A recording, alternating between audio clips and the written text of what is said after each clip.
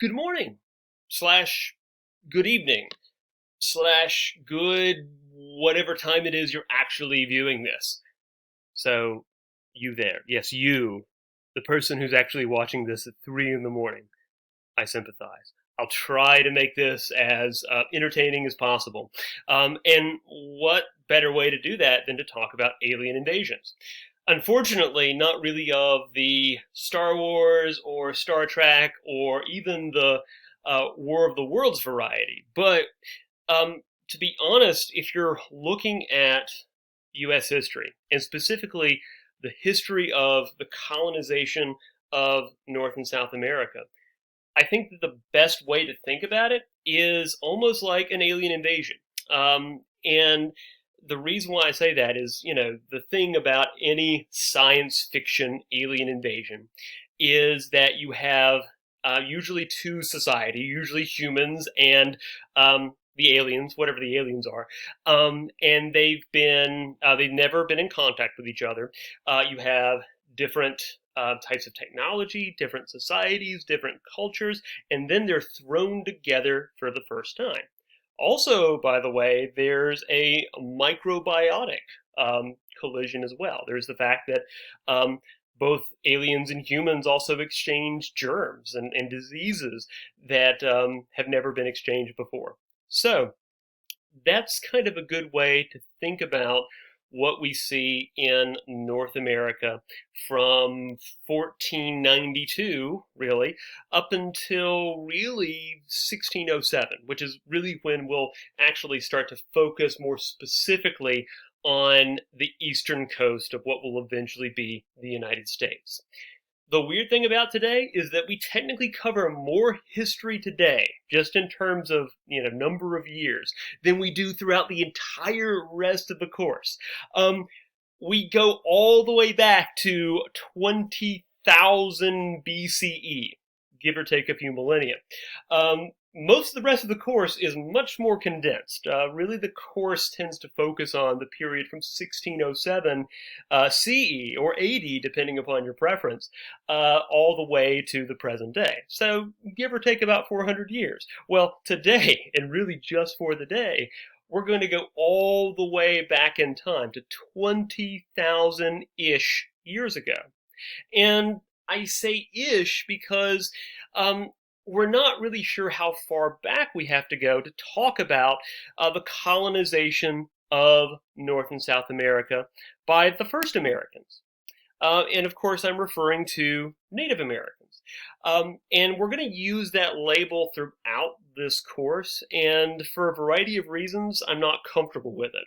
And I'm not comfortable with it because that label doesn't tell us very much. And so my preference is going to be to refer to specific Native American tribes throughout. But for now, we're just going to talk about Native Americans, or we could actually call them Siberians, because really, as far as we can tell, the first Native Americans, or the first Americans, crossed over during really the end of the last ice age. They crossed over on basically a frozen bridge between eastern Russia and Alaska. Now, again, we don't know this for sure because, and this is where historians, I think, feel a little queasy, because we have to go back to what history actually is. The bread and butter of historians are primary sources. These are written documents created by people who lived in the time period you're studying. Well, the problem is that 20,000 years ago predates almost every written language that I can think of. So we don't really have written evidence of this transition from basically Siberia to North America. Instead, what we have to do is that, historians kind of have to do this little trust fall.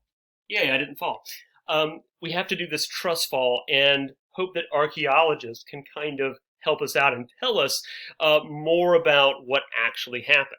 By the way, the difference between those two things is that historians are concerned with the written record. Archaeologists are basically concerned with everything else. Which, by the way, I mean, there's a reason why, Indiana Jones is an archaeologist and not a historian. Archaeologists get to kind of play with things. So, this is what I mean by everything else is that archaeologists and to a certain extent anthropologists use physical evidence, evidence of habitation, footprints, could be really anything, but they look at physical evidence more than written evidence. And ideally, we're supposed to be, kind of one big happy family, and most of the time that's the case. But back to this time period, there's a lot we don't know about it. And in fact, it could be 20,000 years ago. It could even be 15,000 years ago. Basically, historians and archaeologists still debate the exact time frame. Now, I have to be very careful the way I phrase this because Alaska is beautiful. But believe it or not, when Native Americans crossed over from Siberia to basically what is now Alaska and Western Canada, believe it or not, some of them didn't want to just stay there. Some of them wanted to move to warmer climates. So over the course of hundreds of years, they began migrating southwards. Now, the more south you go, of course, the warmer the climate is. And that also means that it kind of opens up new ways of feeding your society. So once Native Americans,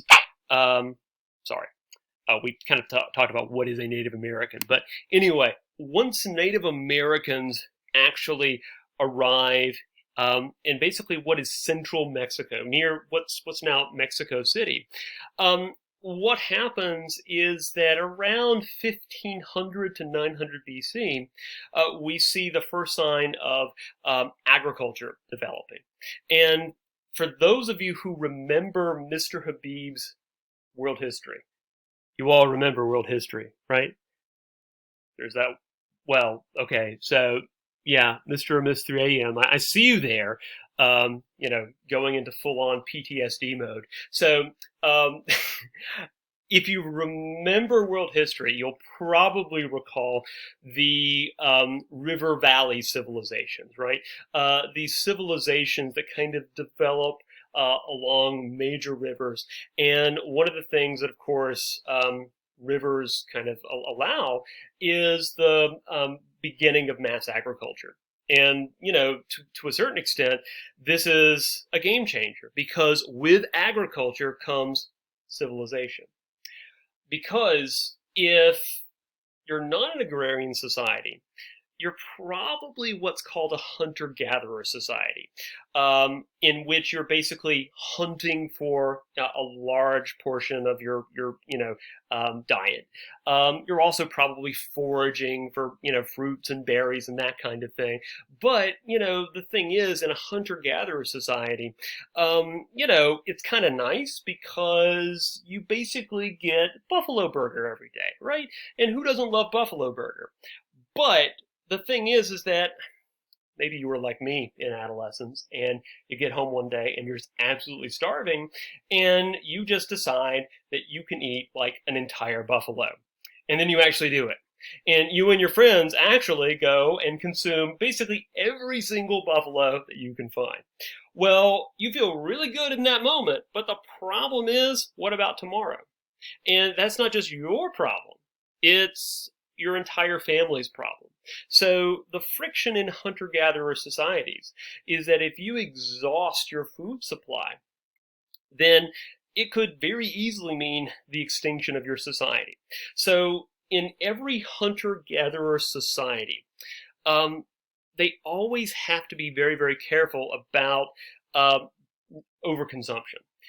Now, the thing is that in an agrarian society, what agriculture gets you is a food surplus, because in most agrarian societies, you can actually grow more than you need to survive, which means that not everybody has to worry about fruit production. It means that people can kind of specialize in certain professions or certain jobs. So you can have a religious class, you can have a warrior class, you can have a political class, or you can have people who just sit around all day and think about new ways of growing food. So in other words, you kind of have a scholarly or a scientific class. So this is why, by the way, when you see the development of agriculture, you also see the development of civilization. You see the development of cities. You see the development of the division of labor. And of course, you also see, for these reasons, why basically the major civilizations in what we would call pre-Columbian America are civilizations like the Olmecs, the Toltecs, the Maya, and the Aztec. And by the way, these are basically all civilizations that sort of concentrate from present-day Mexico all the way down to Chile and Peru. Basically, Chile and Peru, that's basically where the Inca sort of had their empire. But what's kind of interesting is that beyond those civilizations, most tribes, including tribes in basically Eastern North America, were mostly hunter-gatherers, or they would practice kind of low-scale agriculture. So just kind of keep that in mind, because it means that most of most of the population of North America and South America basically concentrated in Mexico and in parts of South America. What we actually think of as the United States is kind of sparsely populated comparatively. So what we're doing today is we're kind of setting the stage for this meeting of Native Americans, of Europeans, and Africans, starting in the year 1492. But, if there's a theme of that encounter, it's what happens when you have the meeting of separate cultures who have basically been separated from each other for thousands of years, maybe practically since the development of humanity in Africa. So that being said, it's also really important to remember that Native Americans weren't just separated from Europeans and Africans, they were also very separated from one another. The Incans, for example, had roads that sort of connected their empire, but they're kind of the exception that proves the rule. There was trade between Native American tribes, but it certainly was fairly limited. So the reason why I say that is that, of course, Mr. Habib would expect you to know that with trade, also you have the transfer of culture, of technology, and religion. So if there's not a lot of trade going on, it means that it's even more difficult to talk about Native Americans as a group, because there are just so many differences between individual tribes. But if we can say something about Native Americans as a group, is that most of their religious systems begin like this, as animistic religious systems. For those of you who don't know what that means, animism is the belief that objects such as plants and stones or natural events have a spirit and conscious life. Probably the best way to think of it, by the way, is, you guys all have Disney Plus, and if you don't, you probably should. The Mandalorian is awesome. But if you do, go ahead and watch the movie Pocahontas. She basically sings an entire song on animism as a belief system. And also know that animism is a religious system, okay? It's not like you can go to a church of animism. It basically is a word that we use to describe religions that share a number of shared attributes, right? So, for example, Christianity, Islam, and Judaism. They're all monotheistic religions, right? And then you also have polytheistic religions, so on and so forth. Animism is a system like monotheism or polytheism. And what you kind of have is that there are gods, but they're not all powerful gods. The gods in most animistic belief systems are kind of gods in the way that maybe the Avengers would be considered gods. So pretty powerful, but not all powerful. And everything has a life. Now, I have to be very careful about how I talk about this, but, with animism, there are certain benefits if you're a hunter-gatherer in having an animistic belief system, right? If you are an animist, it doesn't mean that you are a vegan or a vegetarian, right? I mean, if you're a vegan hunter-gatherer, right? I mean, you need to have some kind of intervention. You're not hunter-gathering, right? But at the same time, animism tends to believe that all life is sacred and that life shouldn't be destroyed out of hand. And that if you're going to hunt or kill something, you better have a pretty good reason for doing so. In other words, I'm really hungry. Not, I kind of want a midnight snack, and, buffalo is just what I'm feeling. That's not good. But, needing to eat because you're actually hungry, right, or starving, that's acceptable. And so if you think about it, having this belief system when you have a finite amount of food available means that not only are you going to refrain from overhunting or overgathering, basically foraging too much, but religiously you're going to hesitate to overhunt. So it kind of works out to a certain extent. I should also point out that animism is different than animalism, though animals are, usually closely involved. It's also not animeism. You'd be surprised, but I have seen both answers before. By the way, if Pocahontas is not your thing, let's go to another Disney property. The Force. It's basically an animistic belief system. And just like the Force, the idea is that these spirits in nature, that they will give you certain powers, certain mystical powers. Okay, so that being said, that kind of describes most of the Native American tribes outside of what we call Mesoamerica. Mesoamerica, by the way, refers to big civilizations like the Aztec, the Maya, the Olmec, or the Toltec. And by the way, this is kind of where we're talking about right here. So you have Mesoamerica civilizations, you also have Andean civilizations. But the thing is that we have to talk about these civilizations separately, because one of the things you're going to see is that when Europeans arrive in North America, they kind of do a lot of head scratching when they meet Native Americans, right? Because Europeans, there's really no European society that practices a hunter-gathering lifestyle. I mean, yeah, you have like, who are they? I can't remember, but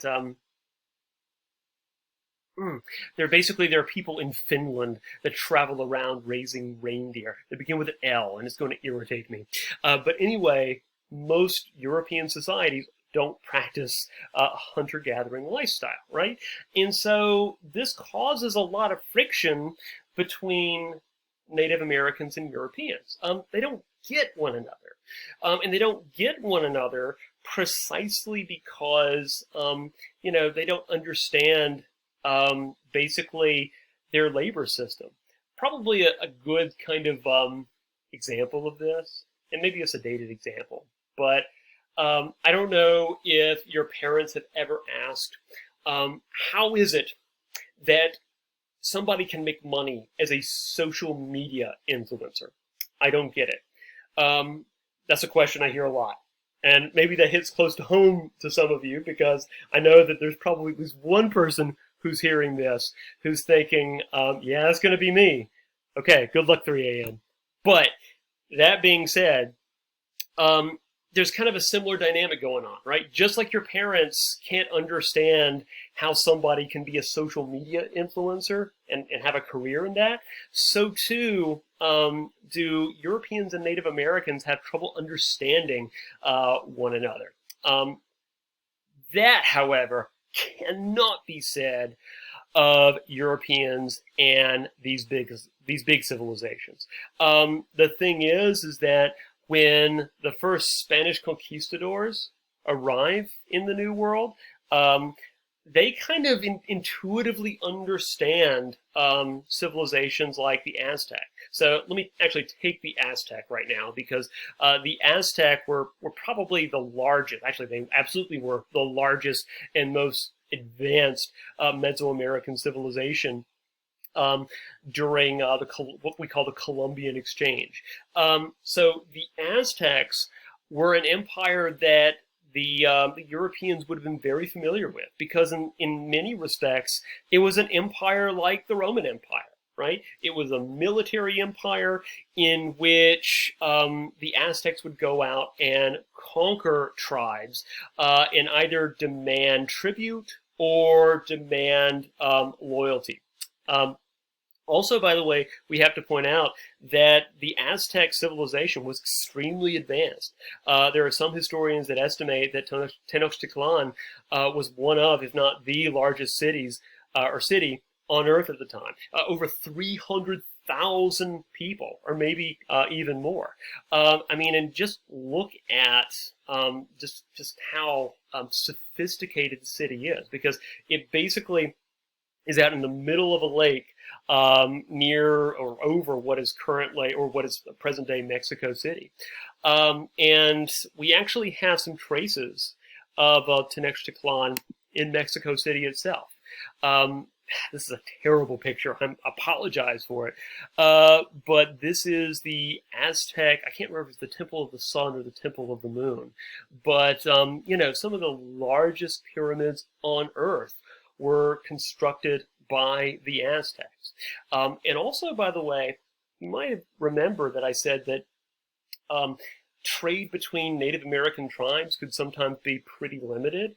But if you remember back to your world history, you might remember that the big civilizations, for example, the Babylonians or the Persians or the Egyptians, influenced other neighboring civilizations who kind of copied their architecture and art and culture, that kind of thing. You see this a lot with the Greco-Roman world, right, where you have, you know, Roman-style buildings and columns, not just in Rome itself, but in Britain and Germany, in North Africa. The same thing kind of applied for the Aztecs.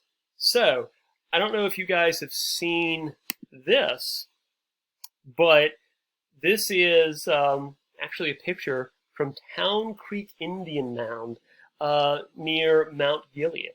So just like 30 or 40 minutes up the road. Every year I wonder about maybe taking a field trip up there. And then COVID hit. So that's not happening this year. But if you want an example of not just what Native American civilization kind of looked like before the Columbian Exchange in this area, but also how the Aztecs kind of influenced surrounding civilizations, you might want to take a look at Town Creek Indian Mound. So if you look at kind of these terraced pyramids and the central, sort of ramp-like staircase in the middle, you can kind of see some, parallels with these mound-like pyramids. And by the way, this is basically a religious center. I think it's basically a center or a place where you basically worship the sun spirit. And so you can kind of see those Aztec connections. Now, the Aztec, the Maya, the Inca, all had very large and very complex societies. And one indicator of this is, of course, the fact that they had cities. You don't really see very many cities in pre-Columbian America. Um, Partially that's just because of the way food had to be cultivated, right?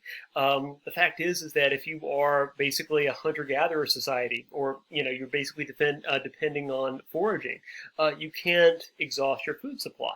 So the large cities in, for example, the southern United States, couldn't really number over about 1,000 people because the risk was they would exhaust their food supply. But there are a few exceptions. And again, it's worth remembering that the Aztecs were very influential or influenced other civilizations. So one example that I'll go ahead and mention are the Anasazi, or who the Spanish called the Pueblo. And basically this is a tribe in present day New Mexico. And what's really fascinating about their society is, if you've ever been to New Mexico, it's pretty arid, right? A lot of the West is like that. But what the Pueblo would do is that they would build cities underneath mesas. Basically, a mesa is this big rocky ridge thing, and it kind of has a flat top. It's basically like the mountain equivalent of a mullet, okay? So, flat at the top, slope in the flat at the top, slope in the whatever, mountain mullet. So what would happen is that whenever it would rain, they would basically create these cisterns and build them in locations where the water would run off, and then they would use that water to basically irrigate their crops. So what's really impressive here is just, the extent to which we do see habitation, even in very inhospitable environments, right? To quote the movie Jurassic Park, life will find a way. Well, the Anasazi and the Pueblo certainly did.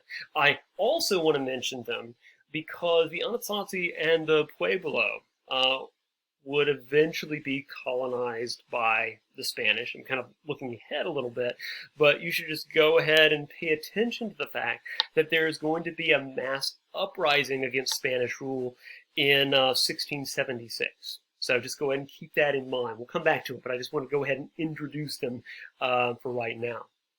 So beyond that, it's really hard to discuss very many commonalities or similarities between Native American tribes or groups. As we go on in the course, you're going to hear me refer to groups like the Cherokee, the Choctaw, the Seminole, the Iroquois, and the Algonquin especially. And at least when I was a wee lad in U.S. history, this was something that was very confusing to me, because you have the Iroquois, but then you have an Iroquois Confederacy, right? Well, if the Iroquois are a tribe and there are multiple Iroquois tribes, plural, like, how does that work? It's confusing, right? And kind of an unsatisfactory explanation is that when we're talking about the Iroquois, it's not like there was an Iroquois king or queen, right? The Iroquois weren't an empire, right? The Iroquois don't have a state. Like, for example, the English have a state. The Spanish have a state. The Aztec have a state with a centralized government. The Iroquois don't have a state. Really, what they are is that they're what we call ethno-linguistic groups. In other words, all Iroquois tribes speak the same common language, or languages that are intelligible to other Iroquois tribes. Now, the thing is that having a common language doesn't necessarily mean that you share anything else in common, but usually, if you share a language with another group, You probably also share other things. More than likely, you share a similar religion. More than likely, you have similar laws, similar culture. And also, by the way, if you share a common language, that also means that it's very easy, he says ominously, to group together and join forces if need be. So what that means is that for some of these groups, again, the Iroquois or the Algonquin, for example, they are fairly independent and they're sort of isolated from each other. But when Europeans arrive, that's not necessarily going to continue to be the case. So the year is 1491, and civilizations like the Aztec and Inca have reached the pinnacle of their civilization. The Aztec and Inca developed cities, developed a pictographic system of writing. They had a polytheistic religious system, which means that they didn't just worship spirits, they worshiped gods and had a religious pantheon. They had an understanding of astronomy and mathematics that would be the envy of the world. They were really going places.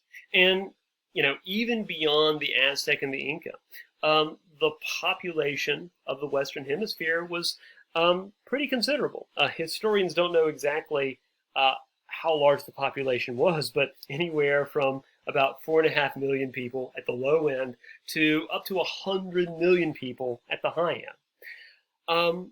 So that is the world in 1491. Next time, we'll talk about the world in 1492.